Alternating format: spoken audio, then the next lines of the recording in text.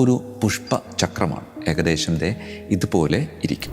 Wreath എന്ന് കേൾക്കുമ്പോൾ പെട്ടെന്ന് നമ്മുടെ മനസ്സിലേക്ക് എന്താണ് കടന്നു വരുന്നത് എന്ന് ചോദിച്ചാൽ അത് മരണവുമായി ബന്ധപ്പെട്ടുള്ള ഓർമ്മകളുമാണ്. ഒരിക്കലിങ്ങനെ ആഡ്വെൻറ്റ് റീത്ത് ഇടവകയിൽ ഒരുക്കിക്കൊണ്ടിരിക്കുമ്പോൾ 5ാം ക്ലാസ്സിൽ പഠിക്കുന്ന ഒരുത്തൻ എൻ്റെ അടുക്കൽ വന്ന് ചോദിച്ചത് ഞാൻ എൻ്റെ മനസ്സിൽ ഇപ്പോഴും ഉണ്ട്. അച്ഛാ, ഈ ആഡ്വെൻറ്റ് റീത്ത് ശരിക്കും പറഞ്ഞാൽ ക്രിസ്തുമസിനേക്കാളും നല്ലത് ദുഃഖവെള്ളിയാഴ്ച ശരിയാക്കുന്നതല്ലേ? അതേ പ്രിയമുള്ളവരെ, ഈ റീത്ത് എന്ന് കേൾക്കുമ്പോൾ പെട്ടെന്ന് ഉള്ളിലേക്ക് വരുന്നത് മരണപ്പെട്ടവരുടെ ചിന്തയാണ്. ഒരു വ്യക്തി മരണപ്പെട്ട് കഴിയുമ്പോൾ അവളുടെ ശവശരീരത്തിൻ്റെ മുകളിലേക്ക് ഈ റീത്ത് സമർപ്പിച്ചുകൊണ്ട് നാം പ്രാർത്ഥിക്കുമ്പോൾ പറയാതെ പറയുന്ന ഒരു സത്യമുണ്ട്. ഈ റീത്തിൻ്റെ ഒരു പ്രത്യേകത അറിയാലോ, വളയത്തിന് അറ്റമില്ല എന്ന് പറയുന്നത് വളയത്തിന് അവസാനമില്ല എന്നുള്ള.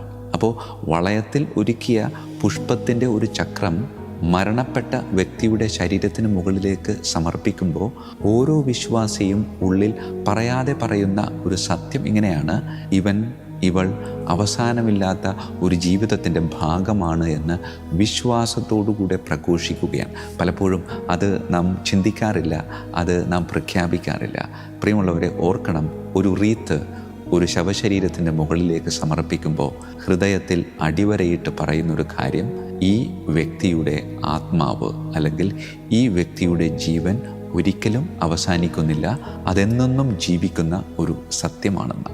ആ ഒരു പശ്ചാത്തലത്തിൽ റീത്തിനെ കാണാനായിട്ട് നമുക്ക് സാധിക്കണം. ഈ ആഗമന കാലഘട്ടത്തിൽ ഈ ആഡ്വെൻറ്റ് റീത്ത് സമർപ്പിച്ചുകൊണ്ട് പ്രാർത്ഥിക്കുമ്പോൾ സഭ നമ്മോട് പറയുന്നത് 3 വരവിനെ പറ്റിയാണ്. 3 വരവിനെ പറ്റി എന്ന് പറയുമ്പോൾ ഒരു വരവ് ഇതിനകം വന്നു കഴിഞ്ഞു, അത് ക്രിസ്തുവിൻ്റെ ഭൂമിയിലേക്കുള്ള വരവാണ്. അത് സംഭവിച്ചു കഴിഞ്ഞു. ഇനി ഇപ്പോൾ സംഭവിക്കേണ്ട ഒരു വരവുണ്ട്, അത് ക്രിസ്തുവിൻ്റെ വരവ് തന്നെയാണ്. അത് ഈ ഹൃദയത്തിലേക്കാണ്.